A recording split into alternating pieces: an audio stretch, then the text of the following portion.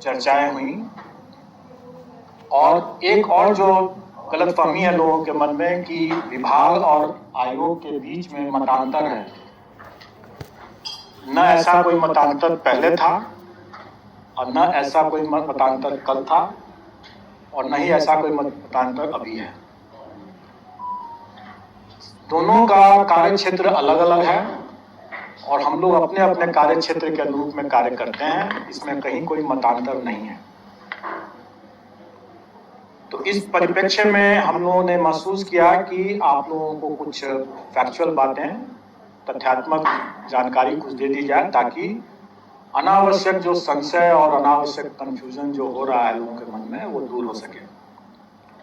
पहली बात कि सारे मुद्दों पर डिस्कशन हो चुका है और ये कुछ मुद्दे ऐसे थे जिसका निर्णय विभाग को ही करना था और ये मुद्दे जो हैं वो तमाम इस दौरान अभ्यर्थियों के द्वारा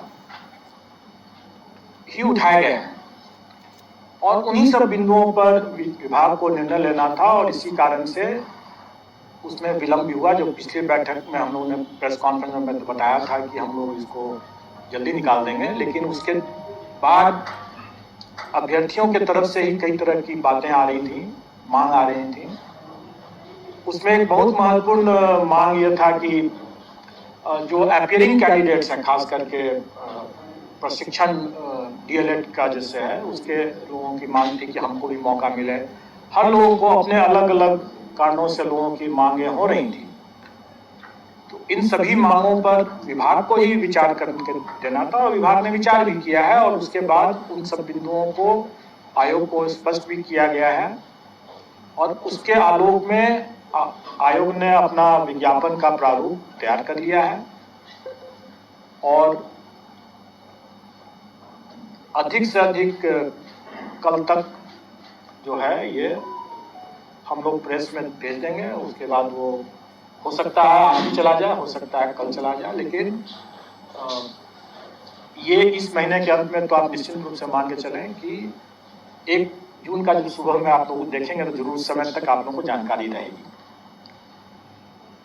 कुछ बातों का मैं खुलासा कर दूं कि जो परिवर्तन जो कुछ हुए हैं कुछ अभ्यर्थियों की मांग को देखते हुए, वो मैं कुछ चीज़ों की जानकारी दे देता हूँ। जो सिलेबस के संबंध में जो बार बार लोगों की चर्चा होती रही है कि सिलेबस का विस्तार किया जाए, तो सिलेबस का विस्तार करने की कोई आवश्यकता नहीं है। लेकिन एक चीज़ हम लोगों ने जरूर स्पष्ट और कर दिया है कि प्राथमिक विद्यालय के अध्यापकों के लिए जो सिलेबस है वो वही सिलेबस है जो हमारा फंडामेंटली हम लोग कह रहे हैं कि जो पढ़ाते हैं वही सिलेबस हुआ। जो बच्चों का जो सिलेबस है वही सिलेबस है और उसी को हम और स्पष्ट कर दें कि प्राथमिक विद्यालय के लिए जो SCERT का जो सिलेबस है के हिसाब से जो सिलेबस है वही राज्य सरकार का सिलेबस है, वही राज्य के विद्यालयों में लागू है और वही इस तरह के अध्यापकों के लिए, अभ्यर्थियों के लिए वो सिलेबस होगा प्राथमिक विद्यालय के लिए।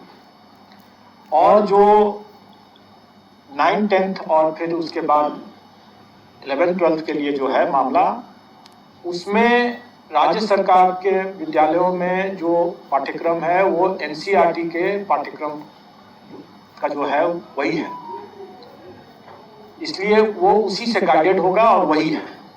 इसलिए अगर किसी भी अभ्यर्थी को सिलेबस विस्तार से अगर समझने की जरूरत है तो वो बस उन्हीं को देख लेंगे तो उनके वो जिज्ञासा पूर्ण हो जाएगी। दूसरा जो लोगों की एक मांग रही है कि जो भाषा की का जो है उसमें 100 नंबर का है और उसके लिए 2 घंटे हैं और मुख्य पेपर जो है वो भी 2 घंटे के हैं, लेकिन उसमें 150 मार्क्स का है। तो इसमें मैं बता दूं कि भाषा का जो है वो पहले भी मैंने स्पष्ट किया कि क्वालिफाइंग नेचर का है, उससे आपको मेरिट नहीं बनेगा, मेधा सूची उसके मार्क प्राप्तांक के आधार पर नहीं बनेगा और इसलिए हम लोगों ने उसमें अधिक समय दिया है कि आप आराम से आप करें, उसमें घबराने की बात नहीं है, सिर्फ क्वालिफाइंग नेचर का है, लेकिन आप आराम से कर सकते हैं।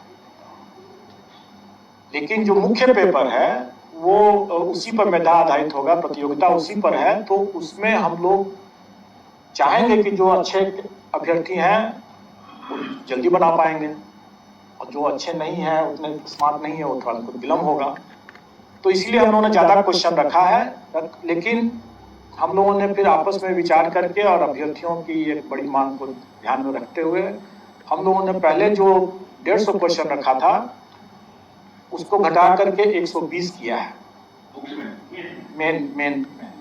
और पहले जैसे 100 और 50 का था कि 100 में उनका नॉलेज टेस्ट था और 50 में उनका इंटेलिजेंस का टेस्ट था, उसको हमने वो ब्रेकअप को हमने 80 और 40 के रखा है, और ये सभी मुख्य परीक्षाओं के लिए है। मतलब 120 क्वेश्चन रहेगा, 80 और प्लस 40। और ये भी मैं स्पष्ट कर दूं कि एक पद के लिए एक ही मेन पेपर है। कई बार लोग ये कहते हैं कि इतना व्यापक सिलेबस है, कैसे पढ़ेंगे? तो ऐसा नहीं है कि उनको सभी पढ़ना है, उनको तो सिर्फ एक ही पेपर की तैयारी करनी है। अगर एक पद के लिए तैयारी कर रहे हैं तो एक ही पेपर की तैयारी करनी है, मेन पेपर। भाषा तो सबके लिए लागू है, वो तो क्वालिफाइंग नेचर का। तो इसलिए आप कहते हैं कि इतना व्यापक सिलेबस है, कैसे पढ़ेंगे? ऐसा नहीं है कि उनको सभी पढ़ना है, उनको तो सिर्फ एक ही पेपर की तैयारी करनी है। अगर एक पद के लिए तैयारी कर रहे हैं तो एक ही पेपर की तैयारी करनी है, मेन पेपर। भाषा तो सबके लिए लागू है, वो तो क्वालिफाइंग नेचर का।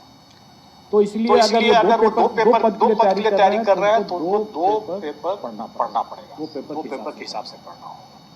और ये भी है कि उनको जो अपना विषय उनका है, मतलब जिसमें वो स्टेट की परीक्षा पास किए हैं, उसी विषय से उनको देना है।